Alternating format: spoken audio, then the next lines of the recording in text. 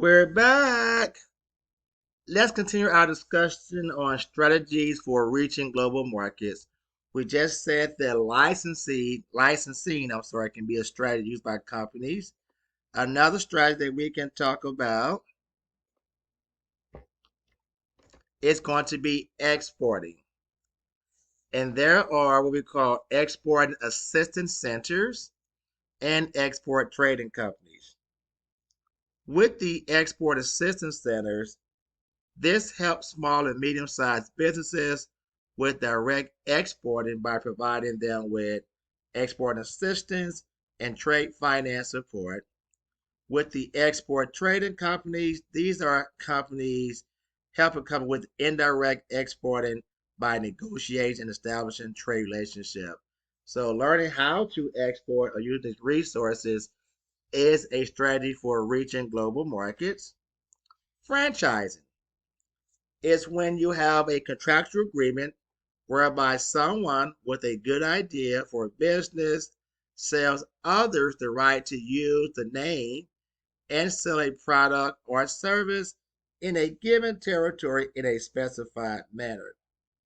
You have a lot of large and small franchisers can be successful in foreign countries. Now, be aware that as a franchisor, you do need to adapt their products to the countries they serve. Some of the largest global franchises include McDonald's, Subway, KFC, Starbucks, 7-Eleven, etc. Now, by adapting, what I mean is that although you may have McDonald's in another country, they may not have the exact same menu items as what you're accustomed to here in the United States of America. Okay? Contract manufacturing is when a foreign company's production of, notice this, private label goods to which a domestic company then attaches its own brand name or trademark, part of the broad category of outsourcing. So, what does that mean? Well, let me give you some news, people. This means that sometimes a product is made in another country, then shipped here to the United States, where the company that you may be aware of, I'm not going to put anybody out there and say their name, but they then stick their brand name or their logo on that product, although it was produced outside of the US by a foreign country. Okay? Now, contract manufacturing can help companies experiment in a new market without incurring heavy startup costs, such as building a manufacturing plant. So, once again, we're not doing the actual production, we're just putting our name on the actual product that was made by a foreign company and it's been sold. Okay? Other strategies consist of international joint ventures and strategic alliances. With a joint venture, that's when a partnership in which two or more companies, often from different countries, join to undertake a major project. I'm sorry. Alrighty. So some interesting facts. Often, in order to do business in China, a joint venture is mandated, meaning that to do business in China, often you must partner with another company in China. Now, what this can do in terms of joint venture, it can increase a company's footprint and global growth by joining forces with another country, and it can be used by competing companies to join forces. So, if we have a competitor, and perhaps that competitor may have a relationship with another country, then depending upon the relationship, they may decide to join forces, and that's known as a joint venture. Now, there are benefits of joint ventures, such as two companies can share technology and risk, share marketing and management expertise. There's also some drawbacks because technology can and has been stolen because of that, or it could become obsolete, or one partner might decide to break ties. And when that happens, that can actually impact the joint ventures. Next, we have what's known as strategic alliances. That's a long term partnership between two or more companies established to help each company build a competitive market advantages. So again, this is a long-term partnership between two or more companies established to help each company build their own competitive market advantage. Now, this is not a joint venture. Therefore, typically they don't share costs, risks, or profits, but they do provide broad access to markets, capitals, and technical expertise. So these companies are still working independent, but they form a partnership to try to help each company become successful. But again, they're not sharing costs, risks, things of that nature. Some alliances that you may be aware of: Sony and Ericsson has a strategic alliance, Starbucks and Nestle, IBM and Apple, Microsoft and Adobe are examples of corporations that have formed a strategic alliance. Another way to tap to the global market is through foreign direct investment. This is the buying of permanent property and business in foreign nations. Okay? A foreign subsidiary is a company owned in a foreign country by another company who is known as the parent company. So again, with a foreign subsidiary, that's when a company is owned in a foreign country by another company that is called the parent company. Okay? So the parent company may be, say, over in China, and they would serve as a U.S. based company may be owned over in China, and that qualifies as a foreign subsidiary. Now, the advantage of doing that is that the parent company maintains complete control over its technology and expertise. Disadvantage is that you must commit funds and technology within foreign boundaries. So, again, you may have a U.S. based company that is owned in China, but that means that the technology of that U.S. based company is been used in another country. The United States has been and remained a popular spot for foreign direct investments.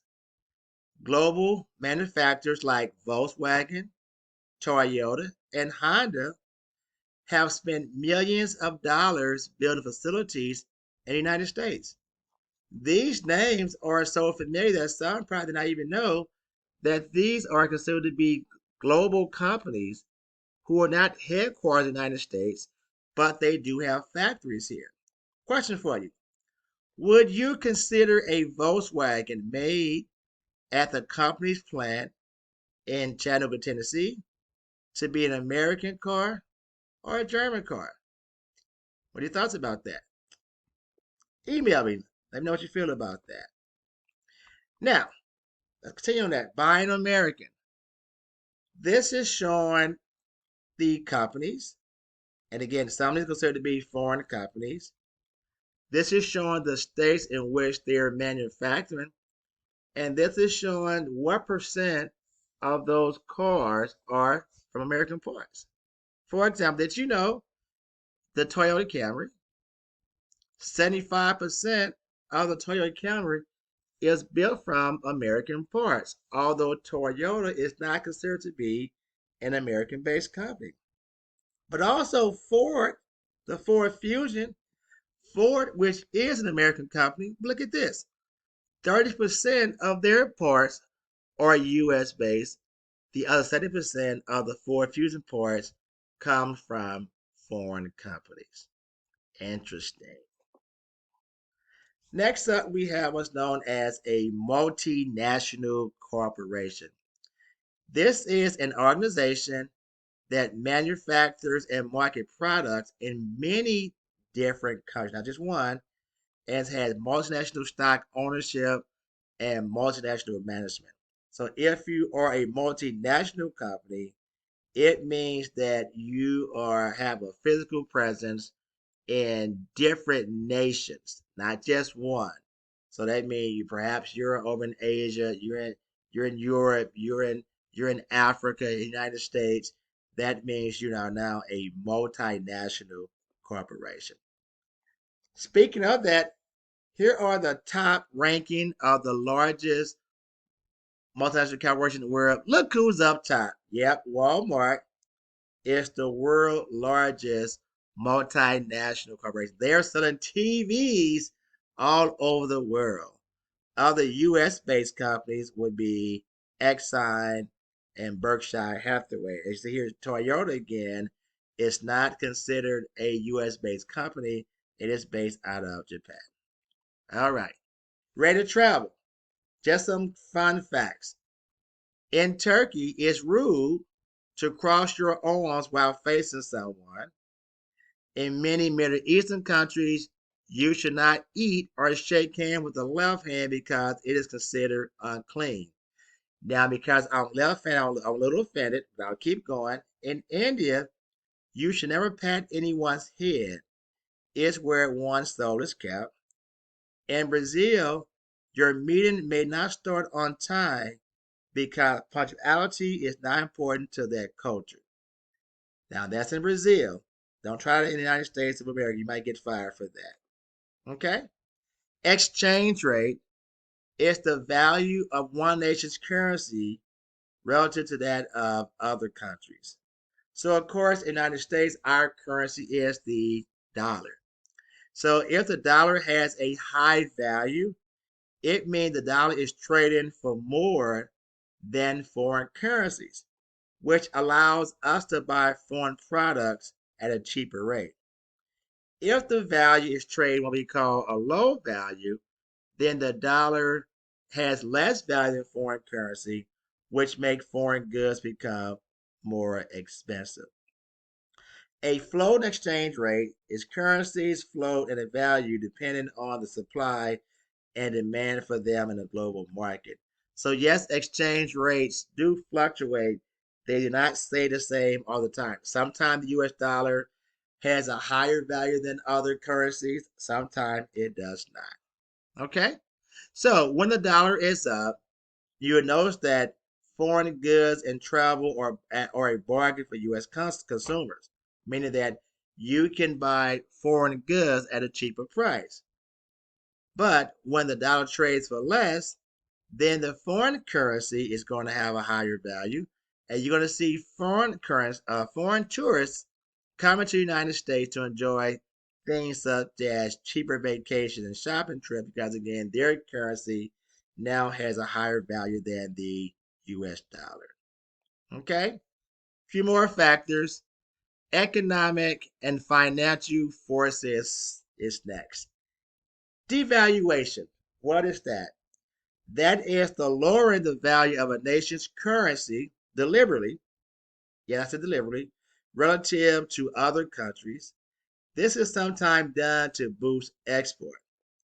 Devaluation makes a country's goods and services cheaper for foreign buyers, which can stimulate exports. What we're saying here is that if goods are cheaper in other countries, that might lead us to purchase more. So a country may decide to devalue their own currency in effort to boost export. Counter trading is a complex form of bartering in which several countries may be involved, each trading goods for goods or services. I'm sorry, each trading goods for goods or services for services. So this is kind of like when there's an NBA trade and there's 4 or 5 teams involved in that trading. That's kind of like counter trading. Okay? So stay tuned. I'm going to come back with the conclusion of our chapter 3 video lecture. Bye bye.